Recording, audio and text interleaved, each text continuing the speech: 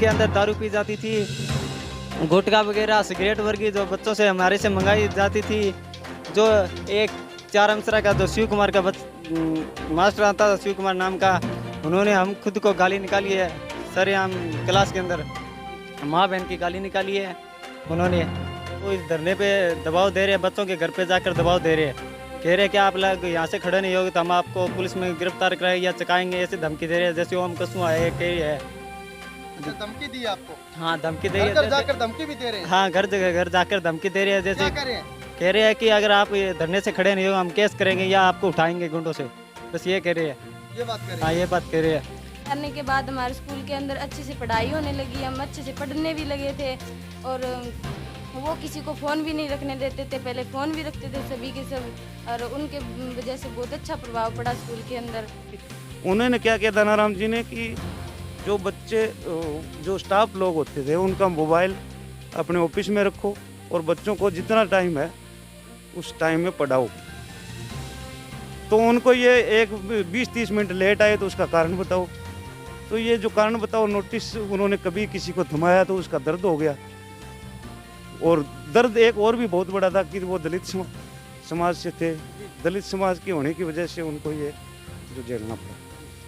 Sir ये आए, उन्होंने यहाँ बच्चों के लिए कुछ नहीं किया और ये पिछले 2 साल में जो होने लग गया है, गरीब किसान मजदूर का बच्चा जो पढ़ने लग गया है, वो उन लोगों को, राजनीतिक लोगों को पसंद नहीं है कि वो पढ़ के क्या करेंगे, दिहाड़ी मजदूरी करना उनका काम है। रहते थे, किसी मास्टर ने कभी ढंग से क्लास लगाई नहीं, अब अच्छी पढ़ाई होने लगी थी, ये गलत है।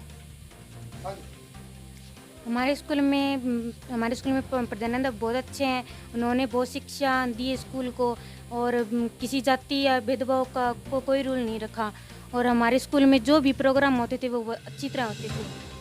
कौन कौन से प्रोग्राम हुए हैं उनकी देखरेख में? उनकी देख में हर एक जयंती मनाई जाती है, हाँ 26 जनवरी 15 अगस्त सभी चीज़ें मनवाई जाती है उनकी तरफ से। ये धरना यहाँ पर दिया गया है और ये धरना इस बाबत दिया गया है कि यहाँ पर प्रिंसिपल को सस्पेंड कर दिया गया है और इन ग्रामीणों का और इन छात्राओं का कहना है कि जो यहाँ पर प्रिंसिपल थे उनको बिना किसी विभागीय जांच के उनको तत्कालीन प्रभाव से उनकी जो सेवा थी उसको निरस्त कर दिया और उनको तत्कालीन प्रभाव से सेवाओं से मुक्त कर दिया।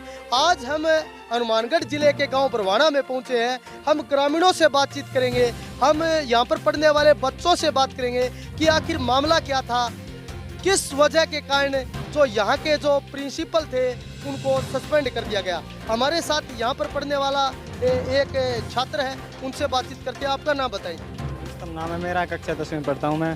जी रुस्तम जी, क्या कारण था कि यहाँ का जो प्रिंसिपल था उनको विभाग के द्वारा सस्पेंड करना पड़ा? सस्पेंड तो राजनीति के कारण हुआ है, स्टाफ और गांव के कुछ मिलकर जिन्हें राजनीति चलाकर उन्हें सस्पेंड करवाया गया है। दानाराम जी का एक ही था कि उन्होंने अच्छा व्यवहार किया इस गांव में, जानते हो शिक्षा देना चाहते थे। उनकी एक ही कमी थी, बाबा साहब अम्बेडकर कि उन्होंने स्कूल के अंदर तस्वीर लगवा दी। इसके कारण गांव के कुछ लोग जो राजनीति फैलाना चाहते हैं उन्होंने विरोध किया इसका। दानाराम जी ने पर्यावरण में भी अच्छा प्रयोग किया है। हमारे गांव की कुछ लड़कियां भी जिला स्तर पर खेल के आई है। दानाराम जी ने गाँव स्कूल के अंदर हर गलत काम को रोक दिया है। दानाराम जी ने शिक्षा देने में सबसे बड़ा योगदान दिया है उन्होंने। मैं 6 साल से इस स्कूल के अंदर पढ़ रहा हूँ। मैं 4 साल इस स्कूल के अंदर ऐसे ही घूमता रहता था, हमें पता नहीं था कि पढ़ाई क्या होती है। 2 साल दानाराम जी आने के बाद 2 साल में हमें पता चल गया कि पढ़ाई क्या चीज़ होती है। दानाराम जी का दानाराम जी का किस काम के लिए ज़्यादा मोटिवेट करते थे? दानाराम किस कार्य के लिए ज़्यादा आपको समझाते रहते थे, मोटिवेशन? सिर्फ शिक्षा के बारे में उन्होंने समझाते रहते कि शिक्षा है सबसे आगे, उसके सिवा और कुछ चीज़ नहीं है। आपको क्या लगता है कि जिस तरीके से दानाराम जी को सस्पेंड किया गया है, आपको क्या लगता है कि क्या वजह रही होगी? दानाराम जी को सिर्फ सस्पेंड किया है कि जाति फैलाने से, जाति धर्म के विरोध उन्हें किया है इसलिए, और प्रसार के अंदर जिन्होंने गड़बड़ी किया उनको उन्होंने सिर्फ राजनीति के दबाव के कारण जो शिक्षा मंत्री उन्हें सस्पेंड किया है। उन्होंने स्कूल के अंदर जो गलत काम हो रहा है हर एक काम को रोका है उन्होंने। क्या गलत काम होते थे जिसको आपने अपनी आंखों से देखा, तमाम लोगों ने भी देखा, वो क्या कार्य रहे होंगे? गांव के स्कूल के अंदर दारू पी जाती थी, गुटखा वगैरह सिगरेट वर्गी जो बच्चों से हमारे से मंगाई जाती थी। जो एक 4 अमसरा का जो शिव कुमार का मास्टर आता था, शिव कुमार नाम का, उन्होंने हम खुद को गाली निकाली है सरेआम क्लास के अंदर, माँ बहन की गाली निकाली है उन्होंने। तो क्या जो आप बता रहे हो कि गालियां निकाली हैं, इसके लिए आपने कोई शिकायत पत्र कहीं शिकायत की? हमने केस करने के लिए थाने के अंदर जा रहे, लेकिन जय सिंह इंदलिया को बुलाया गया, सरपंच को। जय सिंह इंदलिया ने यह कहा कि आप पीछे हट जाओ, इस मामले से मैं इसकी कार्रवाई कर दूंगा, लेकिन जय सिंह इंदलिया ने इसके साथ मिलकर हमारे प्रिंसिपल को सस्पेंड करवाया है। तो अब आपका क्या कहना है और आप क्या चाहते हो आगामी? हम यही चाहते हैं कि अगर प्रिंसिपल आना चाहिए, अगर जांच में सही है ना तो प्रिंसिपल यहीं आना चाहिए। अगर प्रिंसिपल यहाँ नहीं आएगा ना तो हम 200 बच्चे स्कूल से टीसी कटा के जाएंगे।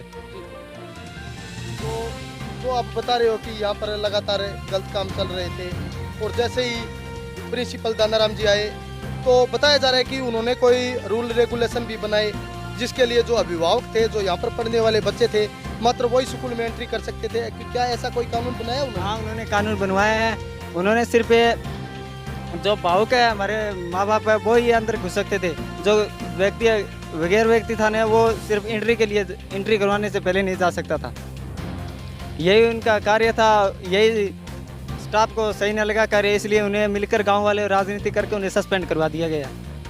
इतनी कठिन धूप के अंदर आप लोग बैठे हुए हो, तो किस तरीके का संघर्ष है जिस तरीके से यहाँ के जो प्रिंसिपल है दानाराम जी, उनको सस्पेंड किया गया है? क्या लगता है, क्या मामला रहा? मैं एक ही बात कहना चाहूँगा कि जितने गरीब किसान मजदूर के बच्चे यहाँ पढ़ते थे, उनको जिन राजनीतिक लोगों को उनकी पढ़ाई, जो दानाराम जी ने पढ़ाई के लेवल में विकास किया, वो उनको पसंद नहीं, उनको भाया नहीं। तो हम चाहते हैं कि स्कूल और जो आने वाली पीढ़ियाँ हैं वो शिक्षा की तरफ जुड़े, और दानाराम जी ने जो मुहिम छेड़ी थी वो आगे भी चले। हमारा मानना ये था, इसलिए हमने ये धरना लगाया, और एक निष्पक्ष जांच होकर उनको वापस यहीं लगाया जाए, इसलिए हमने धरना दिया। बताया जा रहा है कि कोई विभागीय जांच भी नहीं हुई और दानाराम को सस्पेंड कर दिया गया, क्या लगता है? हाँ, बिना जांच के उन्हें निकाला गया। 1-2 बार गांव वालों ने उनके खिलाफ आरटीआई लगाई, उनके आरटीआई में वो सही पाए गए। उन्होंने ऐसी कोई एसडीएमसी और वो सिस्टम में कोई घोटाला नहीं पाया गया उनका, और उन्होंने बार बार उनको भी ये आरटीआई की जानकारी भी दी थी। मैंने बात की थी दानाराम जी से भी, ये बात है, मैं आरटीआई जो मेरे खिलाफ लगी है उनकी कंप्लीट मैंने जानकारी दी, उसमें कोई घपलाबाजी मैंने नहीं की।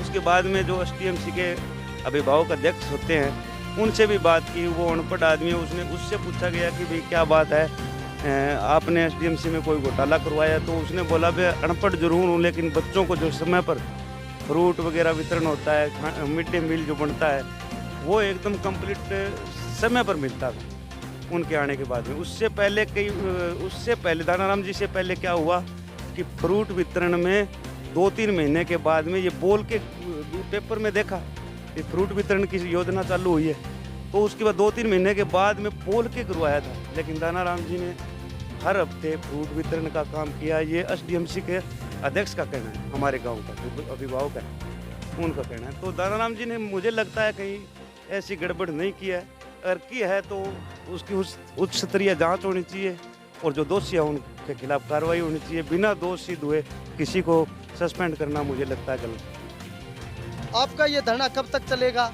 और आप प्रशासन से क्या मांग करते हैं? प्रशासन से मेरी यही मांग है कि हमें जो दबाव बना के लोग, हमारे बच्चों को दबाव बना के और हमें अभिभावकों पर दबाव बना के जो राजनीतिक लोग इनको धरने से खदेड़ने की जो कोशिश कर रहे हैं, तो प्रशासन हमारा साथ दे। जब तक निष्पक्ष जांच नहीं होगी हम धरने से नहीं होगी। ऐसी घटनाएं पूरे देश में जब होती है तो कहीं ना कहीं शिक्षा पर एक बहुत बड़ा बुरा प्रभाव पड़ता है। आप क्या कहना है, क्या शिक्षा पर कोई इस तरीके की घटनाएं बुरा प्रभाव नहीं डालती? मेरा मानना है कि शिक्षा पर इस तरह की घटनाएं हैं जो शिक्षा को ख़त्म ही कर देगी। अगर ऐसा रहा तो आने वाले समय में गरीब किसान मजदूर को एक होकर इन फिरंगियों से, इन काले अंग्रेज़ों से बदला लेना है, एक एक करके उनको सबक सिखाना है। ये बताना है कि हम शिक्षा के प्रति ऐसा आपकी राजनीति नहीं चलने देंगे। अगर शोषण हो तो एकजुट होकर हमें इनके खिलाफ अपनी लड़ाई लड़नी चाहिए। अगर लड़ाई नहीं लड़ोगे तो आने वाली पीढ़ियाँ गूंगी पैदा होगी। बहुत बहुत धन्यवाद। धन्यवाद। आप ये थे हमारे साथ कुछ सामाजिक कार्यकर्ता। हमने छात्राओं से भी बातचीत की। उन्होंने बताया कि एक बहुत बड़े षड्यंत्र के तहत जो दानाराम जी यहाँ के प्रिंसिपल थे उनको हटाया गया है। एक बहुत बड़ी राजनीति का वो शिकार हुए हैं। बिना किसी विभागीय जांच के उनको हटा देना इस देश के जो सिस्टम है उस सिस्टम पर भी क्वेश्चन मार्क लगाता है। आखिर जो इस स्कूल में पढ़ने वाले बच्चे थे, जो स्टूडेंट थे, उनका क्या दोष था? कहीं ना कहीं इस तरह की जो घटनाएं हम देश में देखते हैं तो कहीं ना कहीं जो एजुकेशन है, एजुकेशन पर नकारात्मक प्रभाव डालने का काम करती है। अब देखने वाली बात ये होगी कि जिस तरीके से ये जो धरना चल रहा है, जो यहाँ के प्रिंसिपल थे उनके समर्थन में, क्या प्रिंसिपल दानाराम एक बार फिर से बहाल होकर के इस स्कूल में सुचारू रूप से शिक्षा मुहैया करा सकेंगे? ये तो खैर आने वाला समय ही